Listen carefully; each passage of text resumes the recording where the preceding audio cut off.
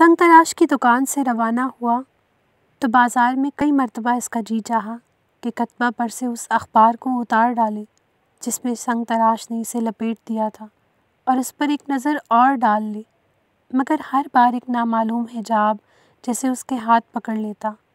شاید وہ راہ چلتوں کی نگاہوں سے ڈرتا تھا کہ کہیں وہ اس کتبہ کو دیکھ کر اس کے ان خیالات کو نہ بھانپ جائے جو پچھلے کئی دنوں سے دماغ پر مسلط تھے۔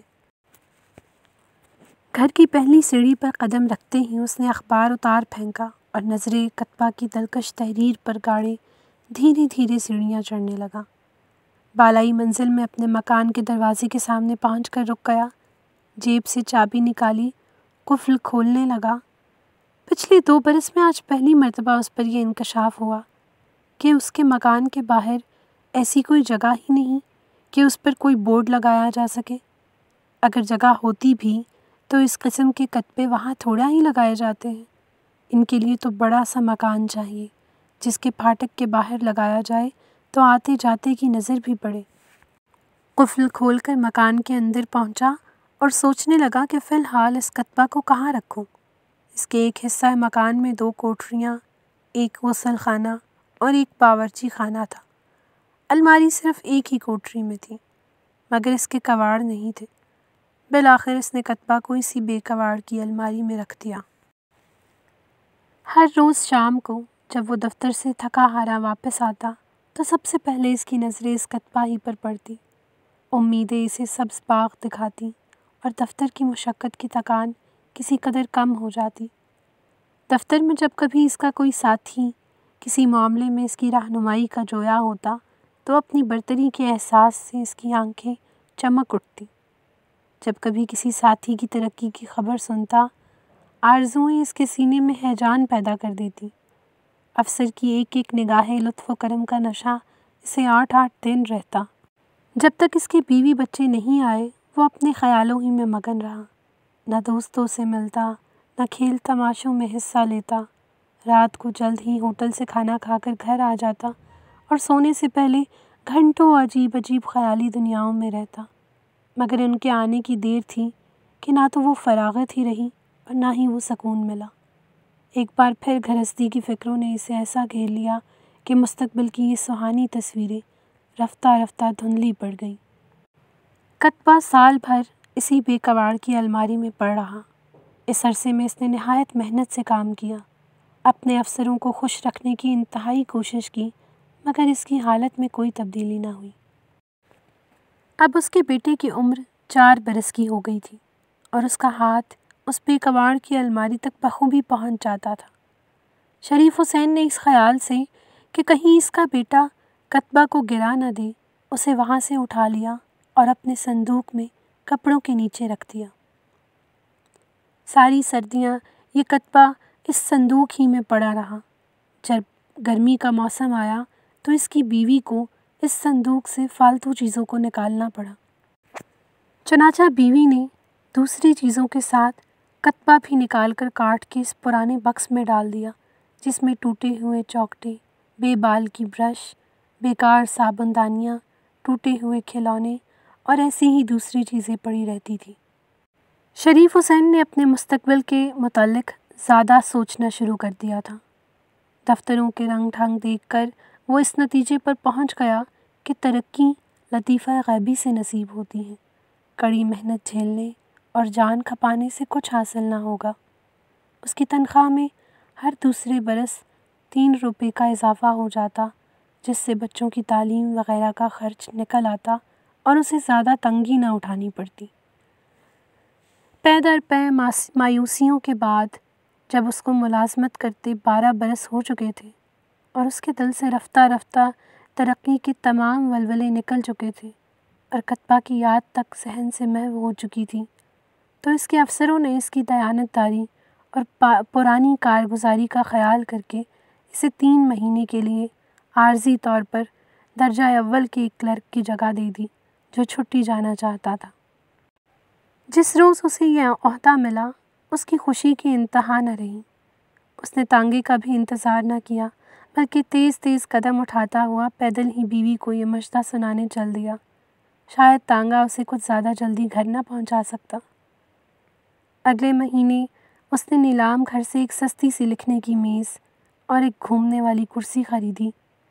میز کے آتے ہی اسے پھر کتبہ کی یاد آئی اور اس کے ساتھ ہی اس کی سوئی ہوئی امنگیں جاگ اٹھی۔ اس نے ڈھونڈ ڈھانڈ کے کاٹ کی پیٹی میں سے کتبہ نکالا، صابن سے دھویا، پونچھا اور دیوار کے سہارے میز پر ٹکا دیا۔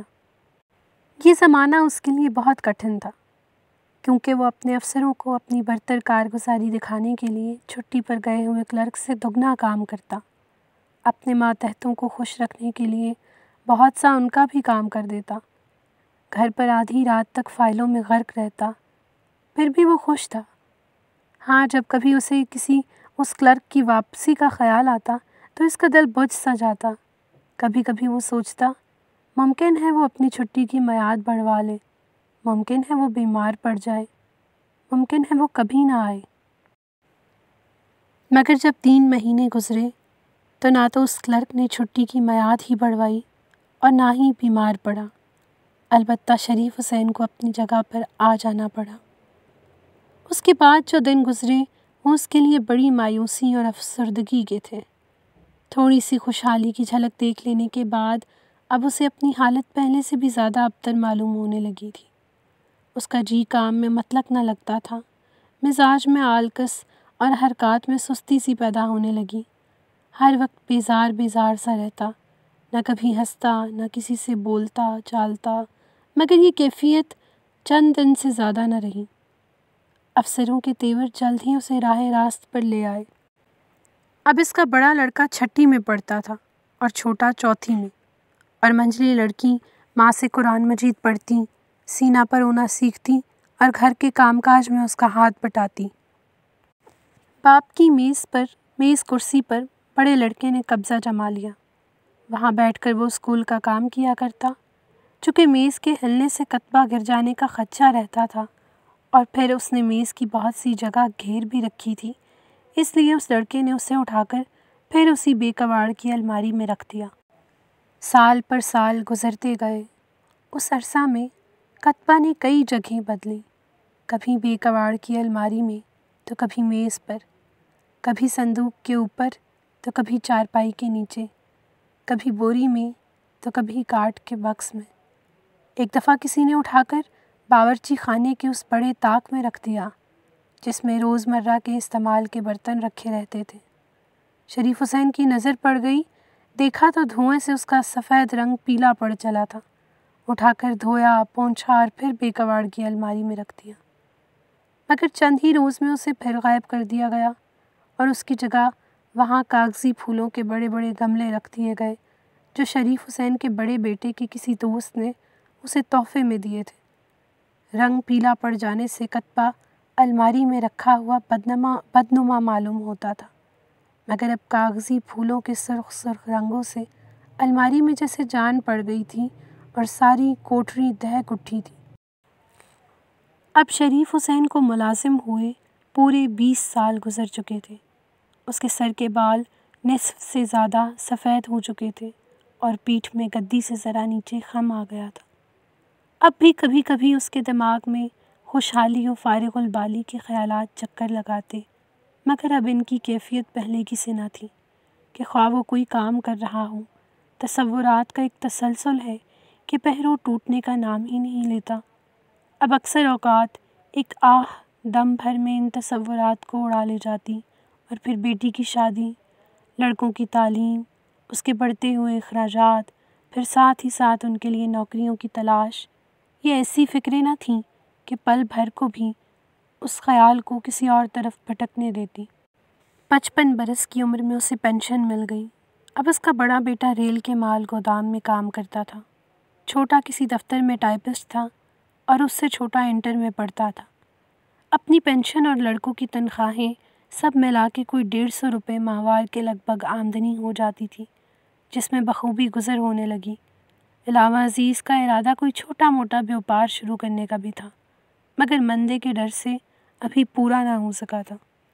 اپنی کفایت شعاری اور بیوی کی سلیقہ مندی کی بدولت اس نے بڑے بیٹے اور بیٹی کی شادیاں خاصی دھوم دھام سے کر دی تھیں۔ ان ضروری کاموں سے نمٹ کر اس کے جی میں آئی کہ حج کر آئے، مگر اس کی توفیق نہ ہو سکی۔ البتہ کچھ دنوں مسجد کی رونق خوب بڑھائی، مگر پھر جلد ہی بڑھاپے کی کمزوریوں اور بیماریوں نے دبانا شروع کر دیا اور زیادہ تر چارپائی ہی پر پڑے رہنے لگا۔